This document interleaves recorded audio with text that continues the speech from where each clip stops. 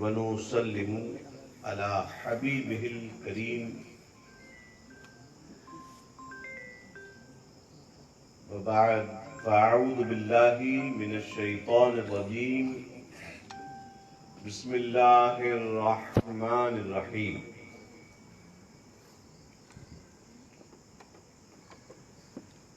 هن لباس لكم وأنتم لباس لهن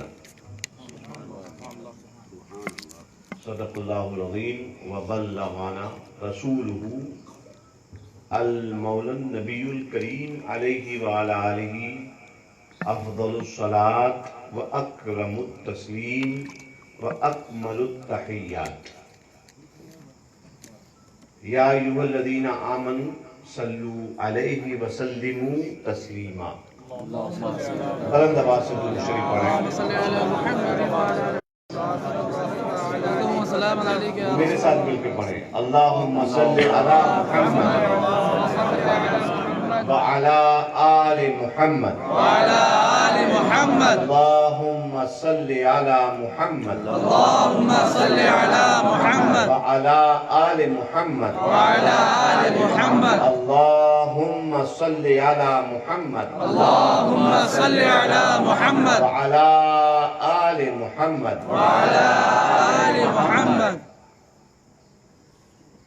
حضرات گرامی مبارک ہو کہ ہم کو آپ کو سب کو اللہ نے اپنے حبیب اور ان کی آل کا ذکر کرنے کی توفیق عطا فرمائی. بہت بڑی بات ہے یہ. اچھے اچھوں کو نصیب نہیں ہوتا. مولا جسے چاہے چن لے. اور ماشاءاللہ فضا بھی کتنی سہانی ہے. کئی چیزیں کئی نور ایک ساتھ مل گئے. ہم در سخی پہ ہیں. مہینہ غوث پاک کا ہے. آج اس ماہ کی 6 تاریخ تھی. 6 کی نسبت غوث کا مہینہ اور نسبت خواجہ صاحب. سنی اس لیے سنی ہے، سن کے سنی نہیں. سنی اس لیے سنی ہے کیونکہ سنی ہر چیز میں اپنے مولا کا کرم ڈھونڈتا ہے. تو ماشاءاللہ اتنا اچھا لگ رہا ہے کہ یہاں پر ہمارے گھر میں اس کاشانہ برکات میں اور اس خانقاہ در سخی پر ہم تمام پیر بھائی حاضر ہیں. اور یہ کوئی مستقل کوئی فارمل جلسہ نہیں ہے، بلکہ یہ ایک ہماری خوشی کی تقریب ہے کہ آج ہمارے دادا کے چہیتے خلیفہ حضرت محبوب الاولیاء قطب سنت کبیر نگر حضرت العلام الشیخ سخاوت علی قادری برکاتی رحمت اللہ تعالی علیہ کے گھر ان کے آنگن میں پہلی تقریب مسعود ہونے کو ہے. اس کی آج رونمائی ہے انشاءاللہ تبارک و تعالی. تو اس موقع پر ہمارے بھیا نے حکم دیا کہ تمہیں کچھ بولنا ہے. حالانکہ میں بولنے کی بالکل موڈ میں نہیں تھا. میں نے کہا کہ سال بھر بولنا. میں کہا یہ گھر کی تقریب ہے، اسی وجہ سے میں نے ان کو منع بھی کر دیا کہ آپ کوئی اعلان نہ کریں، کیونکہ یہ کوئی جلسہ تھوڑی، یہ تو اپنے گھر ہے. گھر میں تھوڑی نہ کہا جاتا ہے. کیا ہوتا ہے دسترخوان پہ کھانے بیٹھے ہو تو امی کہتی ہیں اب آپ کے سامنے حضرت آ رہے ہیں.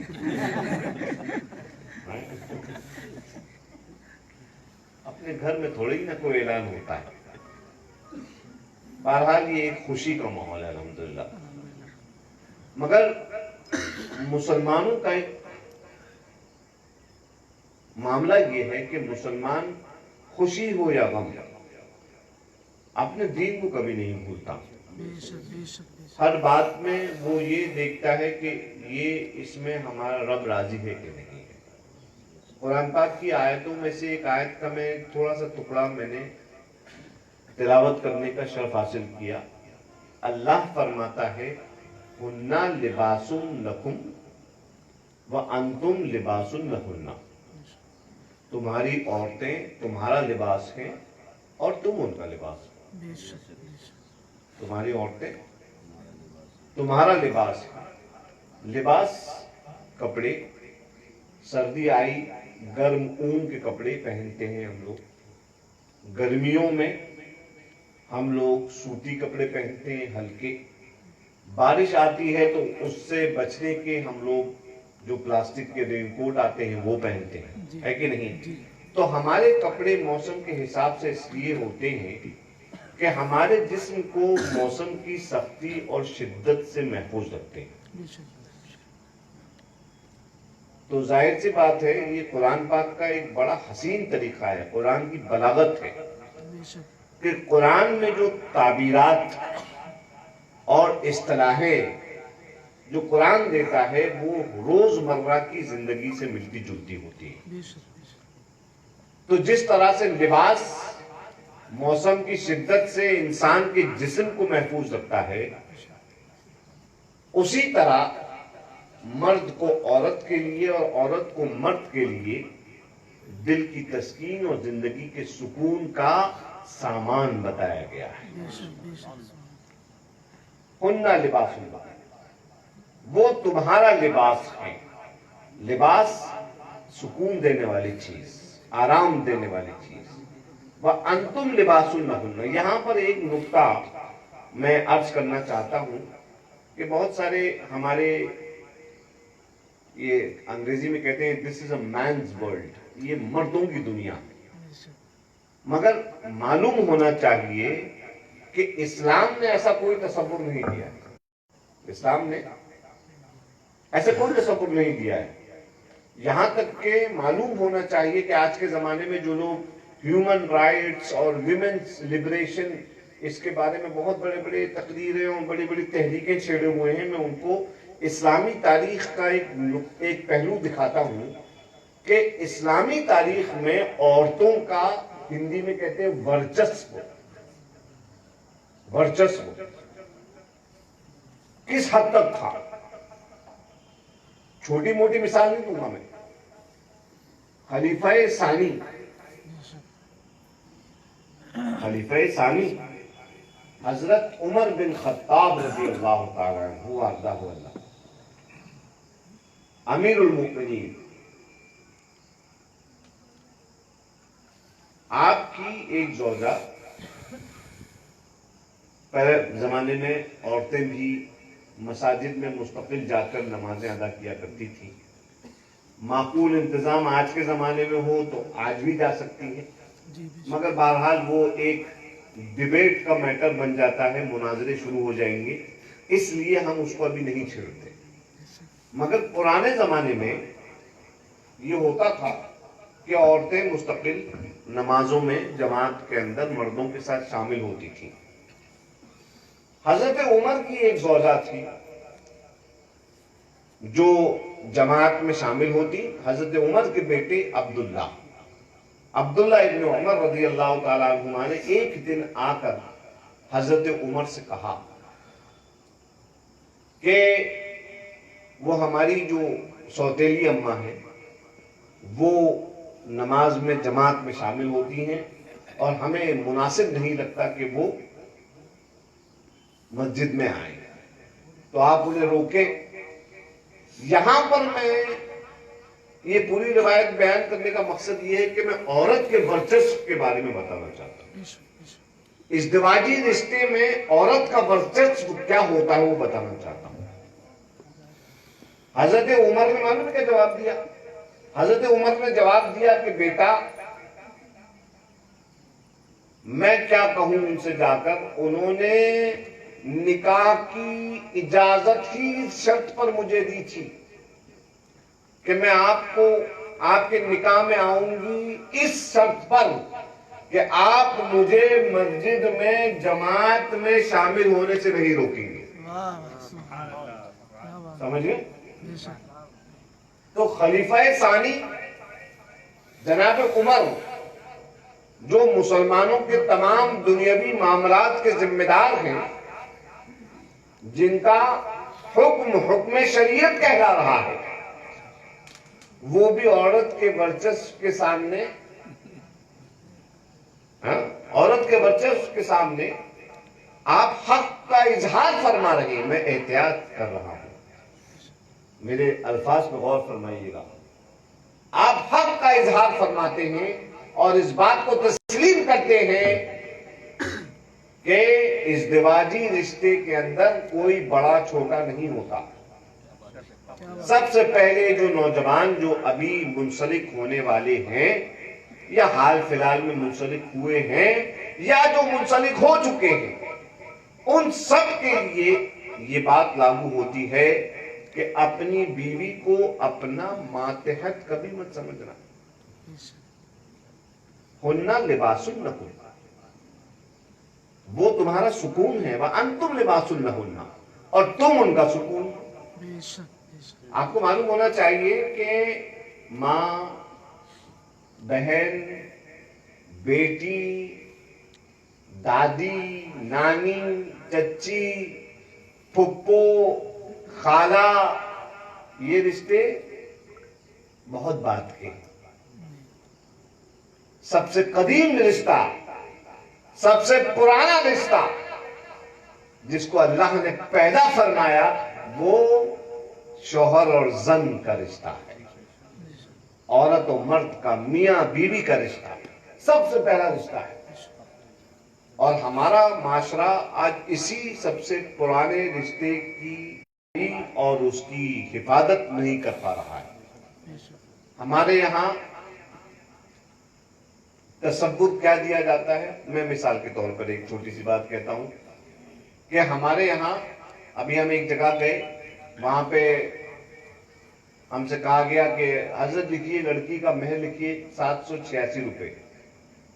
میں نے ان صاحب کو اوپر سے نیچے تک دیکھا، لڑکی کے سگے ماموں تھے. میں نے کہا سبحان اللہ، ولی جو تھے وہ لڑکی کے سگے ماموں تھے. میں نے کہا سبحان اللہ حضرت، یہ جو آپ نے ابھی 700 لوگوں کی آپ نے جو بارات ریسیو کری ہے اور اس کا جو کھانا کر رہے ہیں، اس کا کتنا خرچہ ہے؟ کہنے حضرت یہ کوئی 15 لاکھ روپے. میں نے کہا واہ سبحان اللہ. میں نے کہا ان لڑکے والوں سے، میں نے کہا کہ یہ آپ کا ظلم ہے لڑکی والوں پہ. بے شک. بے شک. آپ جانتے ہیں کہ ستیہ نریندر کڑوی بات کہتا ہے اور سچ بات کہتا ہے ہمیشہ. بدنام زمانہ ہے اسی وجہ سے، مگر جو بات حق ہے شریعت کی وہ تو کہوں گا میں. بے شک. بے شک. سخت ظلم ہے لڑکی والوں کے اوپر کھانے کو مسلط کرنا باراتیوں کا. سب سے پہلی بات جس کی اصلاح ہمارے معاشرے میں ہونا چاہیے وہ کیا ہے کہ شادی میں سنت صرف ولیمہ ہے. بے شک. شادی میں سنت صرف ولیمہ. صرف ولیمہ، اور اس کے بعد مہر جو حق ہے. لڑکے والے لاکھوں روپے خرچ کر رہے ہیں سجاوٹ میں، بتانے کے لیے کہ بھائی وہ سبدین میاں کے یہاں شادی ہوئی تھی اور دیکھو صاحب وہ دیکھنے لائق تھی. 15 سے 20 لاکھ روپے شادی میں خرچہ، اور آج کل تو یہ تو بہت پرانی زمانے کی بات ہو گئی. 25 لاکھ میں آج کا خرچہ چلا گیا ہے شادیوں کا، ہے کہ نہیں؟ کیوں آج کل روپے کی قیمت کیا رہ گئی ہے؟ تو خرچہ اتنا کرنا اور مہر کتنا؟ 786 روپے. یاد رکھو جو شریعت کے حقوق ہیں، جو شریعت نے متعین کر رکھے ہیں، اس میں اپنی دخل اندازی مت کرو. دخل اندازی مت کرو، اور عورت کو اپنا ماتحت مت سمجھو. رسول اللہ علیہ الصلوۃ والسلام کی زندگی کو اگر آپ دیکھیں، آپ نے ابھی ان کو صرف ایک رسول کے رول میں دیکھا ہے، ایک دینی ہماری آقا اور مولا کے روپ میں آپ نے ان کو دیکھا ہے.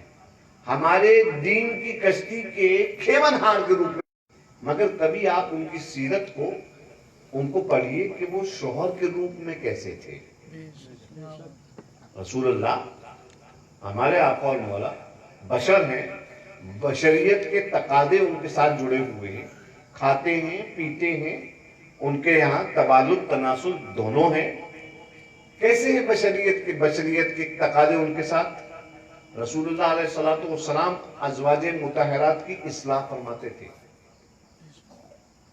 اور یہ نہیں جیسے آج کل کے زمانے میں بیوی نے کچھ بول دیا تو فوراً جو ہے مارنے دوڑے یا ڈانٹنے دوڑے. یاد رکھنا، میں مزے کی بات بتاتا ہوں، دیکھو نکاح مبارک بات ہے، لیکن نکاح کا ایک دوسرا پہلو طلاق بھی ہے. جی نکاح کا ایک دوسرا پہلو طلاق بھی ہے. اسلام نے نکاح کو قید نہیں بنایا. یہ جو ہمارے یہاں تو وہ ہے ہی نہیں نا، وہ کیا جنم جنمانتر والا معاملہ ہے ہی نہیں، جی ہے کہ نہیں؟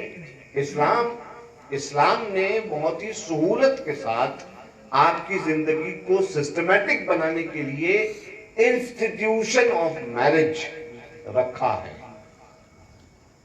تو صاحب جیسے نکاح ہے ویسے طلاق. آپ کو معلوم ہے طلاق کا حق مرد کو کیوں حاصل ہے؟ صرف کبھی سوچا اس بارے میں؟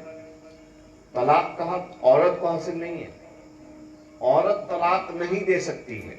کیوں معلوم ہے؟ کیونکہ سائیکولوجیکل طور پر عورت گرم مزاج ہوتی ہے.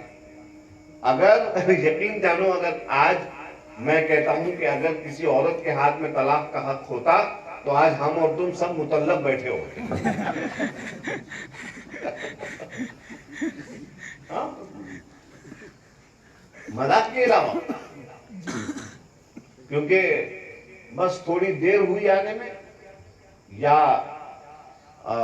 میک اپ کا سامان لانے میں دیر ہوئی، طلاق دے جاؤ، لو بھیا ہاتھ جھاڑ کے چلے آئے.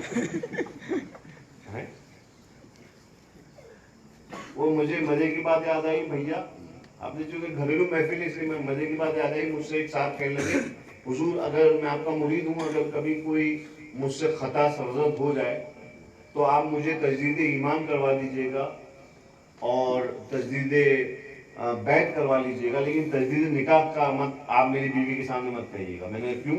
کہنے لگا حضرت اگر اس کو پتا چل گیا کہ وہ آزاد ہوگی تو واپس سے مجھے اجازت نہیں دے گی.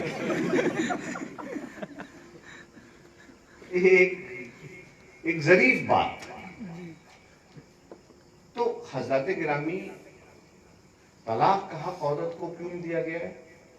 کیونکہ یہ نہیں کہ اس کے اوپر ظلم ہے، نہیں، اس کی عادت، اس کی فطرت، اس کے مزاج کو دیکھتے ہوئے، اس کے مزاج میں جو حدت ہے، جو گرمی ہے اس کے مزاج میں، فوراً بات بغیر سوچے ہوئے عورت کا جو ہے فوراً پارا چڑھ جاتا.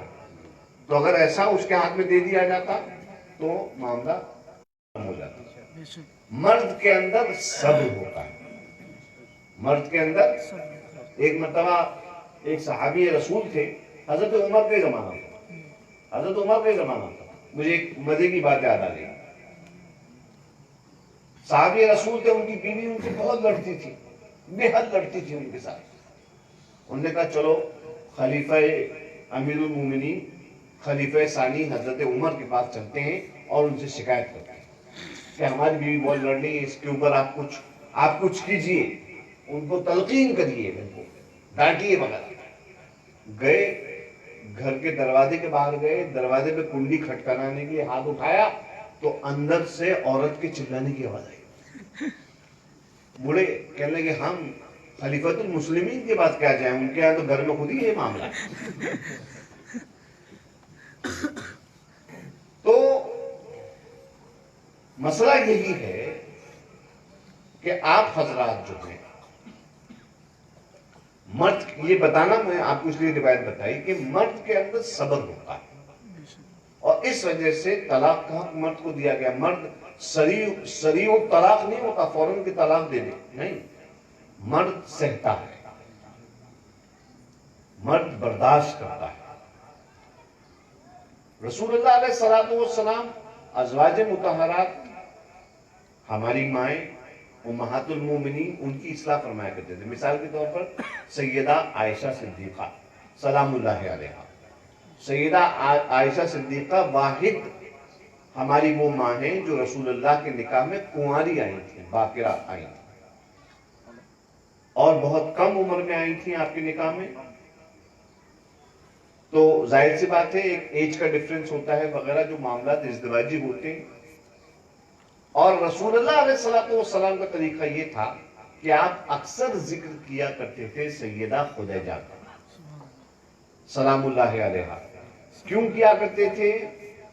فرمایا کرتے تھے کہ خدیجہ نے میری تب مدد کری جب کوئی میرے ساتھ نہیں کھڑا تھا, اس نے اپنا سارا مال اسلام کے لیے نچھاور کر دیا وغیرہ وغیرہ. اس قسم کی باتیں آپ تبصرے میں لایا کرتے تھے, اور اس بات سے سیدہ عائشہ کو رنج ہوا کرتا تھا کہ سرکار ان کا ذکر اتنا کیوں کرتے ہیں.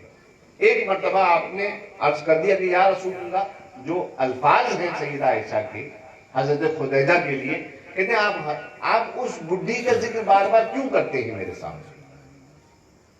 آقا کریم علیہ الصلوۃ والسلام نے ارشاد فرمایا, سرکار حضرت سیدہ عائشہ کو حمیرہ کہا کرتے تھے محبت میں. حمیرہ کا مطلب گلاب کی پنکھڑی. فرمایا حمیرہ, میں خدیجہ کو اس لیے یاد کرتا ہوں کیونکہ وہ میرے بچوں کی ماں ہے. تو رسول اللہ علیہ الصلوۃ والسلام نے, اگرچہ ایک شکر رنجی کی بات ہو سکتی تھی, ایک جھگڑا پیدا ہو سکتا تھا, ہے نا, کیونکہ میاں بیوی کا مسئلہ کیا ہوتا ہے کہ ہر ایک راشن پانی لے کے بیٹھا ہوتا ہے کہ ابھی اگر وہ شروع ہوگی تو میں اس کا یہ جواب دوں گا, وہ یہ کہے کہ وہ سوچتی ہے اگر یہ کہے گا تو میں اس کا جواب یہ دوں گی, ہے کہ نہیں. میاں بیوی کا معاملہ ایسے ہی ہوتا ہے, ایک دم جنگ پہ مستقل آمادہ. ابھی جامی میاں ڈرے نہیں, ابھی تھوڑا دن ہے, مگر یہ آگ کا دریا ہے, اور یہ ایسا مسئلہ ہے کہ بھیا اس کو اوائڈ کیا ہی نہیں جا سکتا ہے, چاہے پیر ہو یا مرید, سب ایک ہی.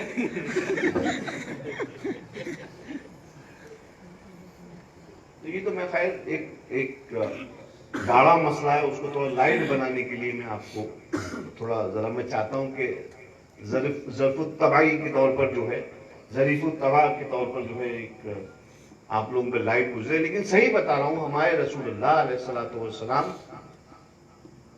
وہاں پر بجائے اس کے کہ اس جملے کو وہ جملہ کسی رنجش میں بدل جائے, ہمارے نبی نے کیا کرا, ہمارے نبی نے فرمایا کہ نہیں حمیرہ, پیار سے ایڈریس کیا رسول اللہ نے حمیرہ, ان کے غصے کو شانت کیا. فرمایا حمیرہ وہ ہمارے بچوں کی ماں ہے, اس لیے ہم انہیں یاد کرتے ہیں. اور یہی ہمارے رسول ہیں جنہوں نے ہم کو عورت کے بارے میں بتایا. ہمارے رسول نے بیوی کے بارے میں, حقوق کے بارے میں ہمیں بتایا کہ سنو, پسلی سے پیدا کی گئی ہے اور پسلی ٹیڑھی ہوتی ہے, اگر تم جبرن اس کو سیدھا کرنے کی کوشش کرو گے تو وہ ٹوٹ جائے گی. تم کیا کرو, تم اسے سیدھا کرنے کی کوشش مت کرو, بلکہ اپنے محبت کی بھٹی میں اسے تپاؤ, اپنے آپ سیدھی رہے گی. اور جو شادی شدہ ہیں میرے ہم عمر بھائی یا مجھ سے بڑے بھائی, تجربے کار بھائی, وہ جانتے ہیں اس بات کو کہ عورت دو محبت کے بول کی پیاسی ہوتی ہے کہ نہیں. دو محبت کے بول بول دیے اور صاحب کھانا جلا نہیں ملے, ہے کہ نہیں. ہاں, تو حضرات گرامی اس بات کا, یہ وہ باتیں ہیں جن سے ہمارا معاشرہ سدھر سکتا ہے. گھر عورت سے ہوتا ہے, عورت اگر خوش گھر جنت, اور عورت اگر ناراض تو پھر بھاگو پیر صاحب کے پاس, حضرت تعویذ دے دو, کہے وہ بہو جو ہے مہرارو بہت غصہ کر رہی ہے, آج 2 بیلن ماری. تو میرے بھائیوں, گھر سے, عورت سے گھر جنت ہے اور عورت سے ہی گھر جہنم ہے. اس بات کو یاد رکھو ہمیشہ. میں ایکچولی آپ لوگوں سے بات کر رہا ہوں, لیکن میں اشارے میں جس سے کہنا چاہ رہا ہوں یہ باتیں وہ سمجھ رہا ہے میری بات. تو حضرات گرامی, سب کو اس سٹیج سے گزرنا ہے. یہ جسے کہتے ہیں کرموں کا ایک وہ ہے، ایک پارٹ ہے، اور اس سے سب ہر ایک کو گزرنا ہے. اور یہ رسول اللہ کی عظیم سنت. سب سے بڑی بات یہ ہے کہ نکاح کے بارے میں آتا ہے کہ نکاح نصف ایمان ہے. بے شک بے شک جس نے نکاح کر لیا اس نے اپنے آدھے ایمان کو بچا لیا. کتنی بڑی بات ہے، رسول اللہ کی کتنی عظیم سنت ہوگی یہ. سوچئے اس بارے میں. اور اس لیے ہے یہ عظیم سنت کیونکہ ظاہر سی بات ہے، اگر صحیح معنی میں سوچو ذرا کبھی کہ یار اگر جیسے اللہ تعالیٰ نے خواتین کو نہ پیدا کیا ہوتا تو دنیا کی حالت کیا ہوتی ہے. سوچو، مرد تو غصے مزاج کا ہے، جلال میں کوئی بچتا دنیا کے اندر بھیا کوئی بچتا؟ اللہ تعالیٰ نے خواتین، اور حضرت آدم نے کہا ہی تھا نا، ہمارے اور تمہارے باپ آدم علیہ السلام نے کیا کہا تھا اللہ تعالیٰ سے؟ اللہ مجھے دل کے سکون کے لیے دل کا سکون چاہیے. تو اللہ تعالیٰ نے جب وہ سوئے تو ان کی بائیں پسلی سے سیدہ حوا کو پیدا فرمایا. تو بھائی یہ سب سے پرانا رشتہ ہے، اور اس رشتے کو یہ رشتہ کرنا آسان ہے. الحمدللہ مسلمانوں کے یہاں کوئی مہورت تو ہوتا نہیں کہ رات کے 3 بجے پتہ چلا کہ آ رہے نکاح پڑھانے والے، ہے کہ نہیں؟ کچھ نہیں، بہت آسان. قاضی صاحب بیٹھے، دلہا دلہن کے ولی گواہ سب حاضر ہوئے، اجازت دی گئی، قبول ہوا، ختم، فنش، ہے کہ نہیں؟ کتنی جلدی 10 منٹ کے اندر پوری زندگی کا فیصلہ ہو جاتا ہے. الحمدللہ یہ الدین و یسر، یہ اسلام کی شان ہے کہ ہمارا دین اتنا آسان ہے. بے شک سبحان اللہ. اتنا آسان ہے ہمارا. رشتہ کرنا آسان ہوتا ہے، نکاح کرنا آسان ہے، نبھانے میں ہمارا مین امتحان ہے. کیونکہ نکاح کے بعد آگے کے مراحل، یاد یہ جتنے بھی نئے جوڑے ہیں جو نئی شادی کرنے جا رہے ہیں، وہ اس بارے میں سوچ کے چلیں اور جان کے چلیں کہ اچھا اور برا ساتھ میں جھیلنا ہے. بے شک اچھا اور برا ساتھ میں جھیلنا ہے.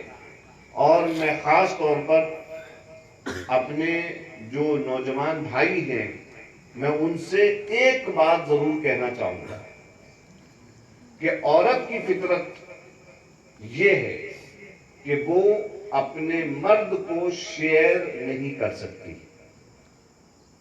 میری بات کو کی گہرائی کو سمجھو. عورت اپنے مرد کو، چاہے وہ مرد کسی بھی روپ میں ہو، چاہے وہ اس کا بیٹا ہو، چاہے وہ اس کا بھائی ہو، چاہے وہ اس کا شوہر ہو، چاہے وہ اس کا باپ ہو، عورت کی فطرت ہے کہ عورت اس مرد کو جس سے اس کی نسبت ہے، کسی بھی رشتے سے ہو، شیئر نہیں کر سکتی. اور اس کا خمیازہ آپ کو تب پتہ چلتا ہے جب بچے شادی کر کے بہو کو لے کے آتے ہیں. تب کیا ہوتا ہے؟ ماں کو ٹیریٹوریل ایک بور ہو جاتا ہے. عورت کو لگتا ہے یہ میرے پاس چونکہ کیس آتے ہیں، یہ بھی بابا جی بیٹھے ہوئے ہیں، ان کو ہی معلوم ہے کہ عورت کو لگتا ہے کہ ہمارا مرد ماں کی زیادہ سن رہا ہے، اور ماں کو لگتا ہے کہ میرا بیٹا بہو کی زیادہ سن رہا ہے. اس کیس میں کیا کرنا ہے؟ اس کیس میں صرف جو کچھ کرنا ہے وہ لڑکے کو کرنا ہے، وہ مرد کو کرنا ہے. کیا کرنا ہے؟ کیا کرنا ہے؟ کوئی بتا سکتا ہے؟ صرف ایک بات کرنا ہے کہ بھائی وہ 2 عورتیں ہیں، وہ اپنے معاملات سلجھا لیں گی، آپ بیچ میں مت پڑنا. ہاں، ورنہ معاملات بالکل خراب ہو جاتے ہیں. تو یہ چند باتیں ہیں جو تمام نوجوانوں اور خاص طور پہ اپنے بیٹے جامی سے میں یہ کہہ رہا ہوں کہ اللہ رب العزت اس دعا کے ساتھ کہ اللہ ایک کامیاب زندگی شروع کرنے میں تم جا رہے ہو، اللہ رب العزت اس کو کامیاب بنائے اور ساری خوشیاں تمہارے اللہ رب العزت دامن میں ڈال دے، اور یہ خانوادہ خوب پھلے پھولے. اور میرے جتنے بھی میرے بچے ہیں، میرے بھائی ہیں، ہم عمر دوست ہیں، سب اللہ رب العزت سب کو ازدواجی سکھ عطا فرمائے تاکہ اپنے اپنے گھر میں سب سکون سے رہیں، چین و محبت سے رہیں. یہی چند جملے تھے جو مجھے کہنے تھے. اللہ رب العزت قبول کرے. عمل کی توفیق عطا فرمائے۔ السلام علیکم۔